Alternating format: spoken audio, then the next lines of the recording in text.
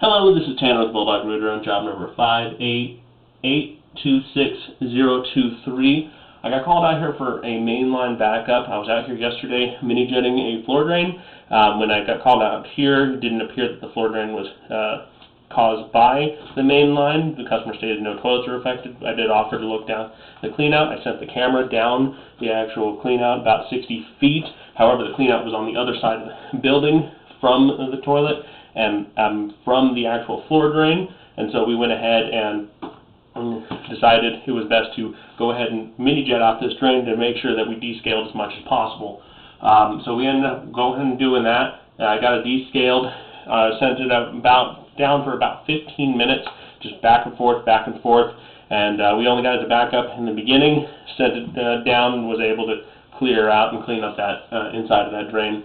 Now we got called out here for a mainline backup, confirmed it was the main line. The toilet directly above the floor drain is the only drain that was affecting, that was causing the backup on this floor drain, other than the rest of the bathroom group up here.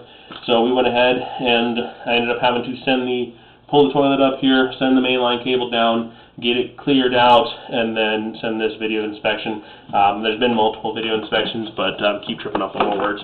Anyway, so we're going to start pulling back here. I'm at 64 feet. It's about as far as I can push at the time, just with how many bends are in this line. It seems the cause of this blockage was the scale buildup that inside of the sewer line that's settled on the bottom. Some of that may have been from mini jetting, but it seems a very large amount, so I wouldn't be surprised if some of that had settled. And with my mini jetter building on top of it, plus any waste, paper, or anything like that, building up and just slowly causing a complete blockage on there. But we did get it cabled out, and we should be good to go. There are several bends in this line that make it difficult to push the camera any further, and it made it very difficult to get the cable back, but we'll show you those as we pass them. As you can see, quite a bit of scaling on the side. I would recommend some form of descaling or even lining of this pipe.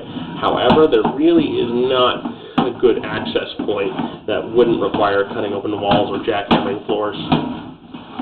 Here's our first bend. Now we do have a tiny bit of a belly, but I think that's mostly due to the scale buildup on the bottom here.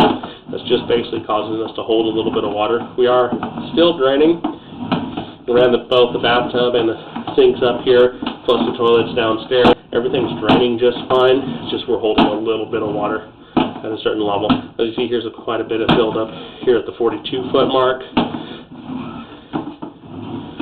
Keep pulling back. Most of this buildup and scaling appears to be on the bottom, which makes sense. That is where water would be in contact the most. Keep pulling back.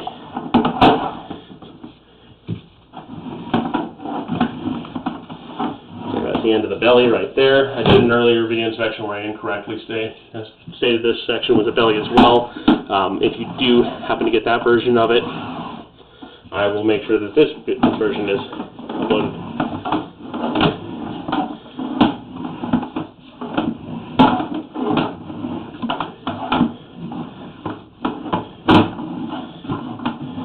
As you can see, just some buildup on the sides, the bottom as well, just basically throughout this entire section. I'm going to keep pulling back. We're about 14 feet out. I know you can't see the actual distance. So here's where it gets a little odd. You have a buildup of sludge right about here. Sludge, hair, stuff like that. And then you transition into clay tile, which is a bit odd for the interior of the building. Transition from cast iron to clay tile. It's usually the other way around. And keep pulling back, and we switch into ABS here, back into clay tile, and we'll be pulling out of the plant here in just a second. And this is where the work was performed. Thank you for choosing Bulldog Rooter.